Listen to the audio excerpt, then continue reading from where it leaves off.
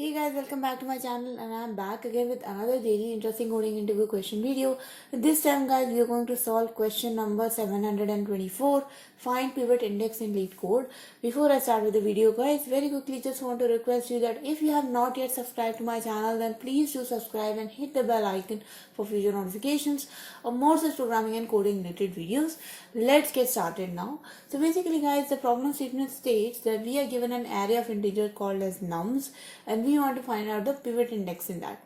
And what is the pivot index guys? Pivot index is that index inside an array guys that if you see all the left elements, so strictly left elements from that index, and if you sum them up and if you sum all the right elements, the strictly right elements from that index, both the sums should become equal.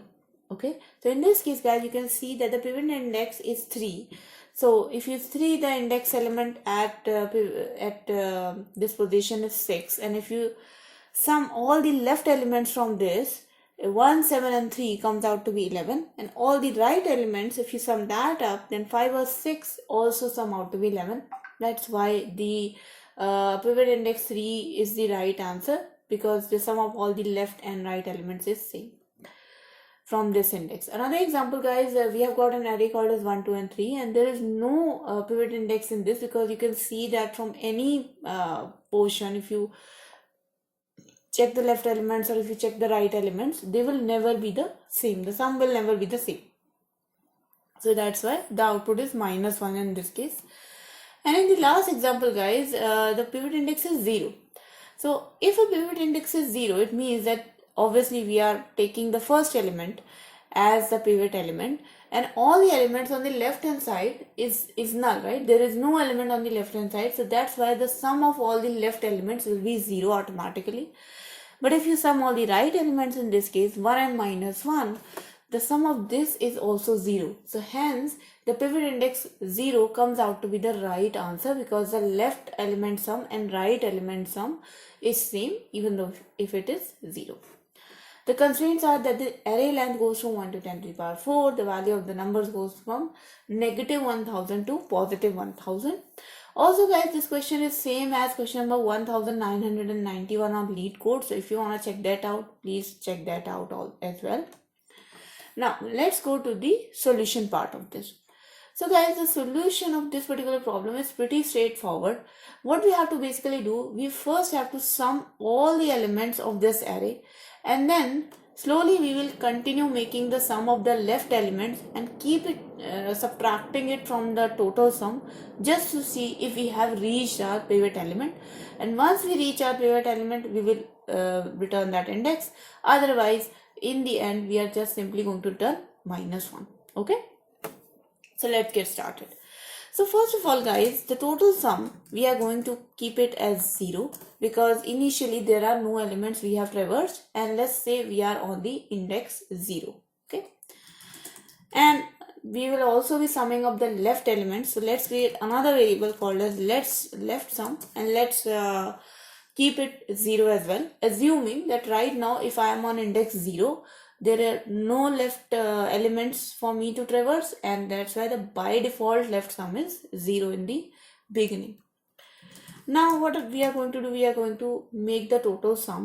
So for integer I equals to 0 to I less than nums dot length I plus plus, simply sum will become equals to sum plus nums I. So now this sum will become equal to the total sum of all the nums array elements.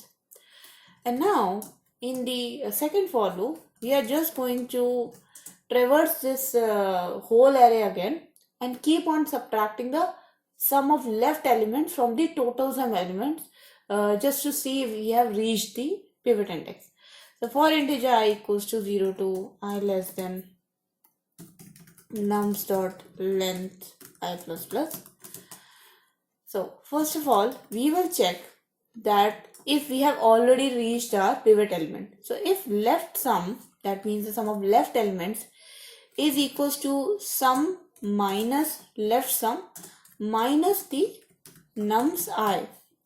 So basically guys, this statement means that left sum is obviously the sum of the left elements from the ith element. Okay, let's see, if I is my pivot index, then left sum is the sum of all the I minus 1 elements, 0 to I minus 1 elements. And if you subtract that sum, if you subtract this left sum from your total sum, and you will also subtract the pivot element from this total sum, then basically you will be left with the sum of right elements, right? So for example, in this case, this is my total sum. If I subtract the pivot element, that means num psi from it, and if I subtract the left sum from it, I will be left with the total sum of rightmost elements. And if this rightmost element sum is equals to my leftmost element sum, then it basically means that I is my pivot element. So I can simply return I here, right? But obviously, if we don't find I, then we can just return -1 by default. So that is the solution, guys. Let's see if this works for our example cases.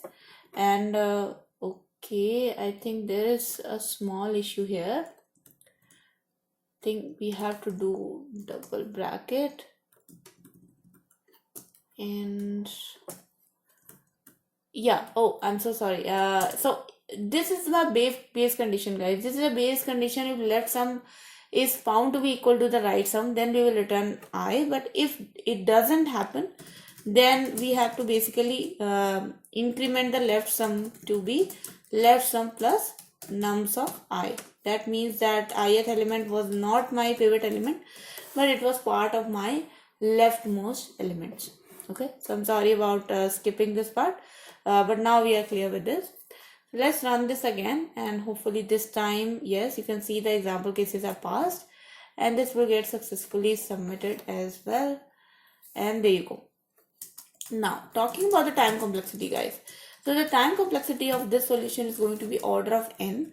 The reason being is that although we have got two for loops, they are not they are individual two for loops, and each of them is going from 0 to n elements. That's why the time complexity is order of n in big O notation. You can also call it 2n, but we generally write it as n.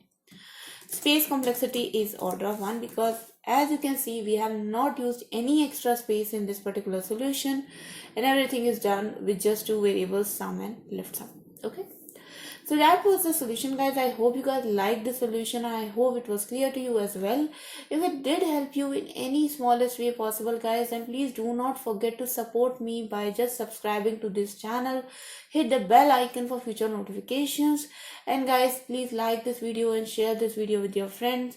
Write down in the comment section below, guys, anything you want to say to me. Any suggestions, feedback are definitely welcome. Thank you so much for watching, guys. I'll see you guys in the next video. Until then, take care and bye bye.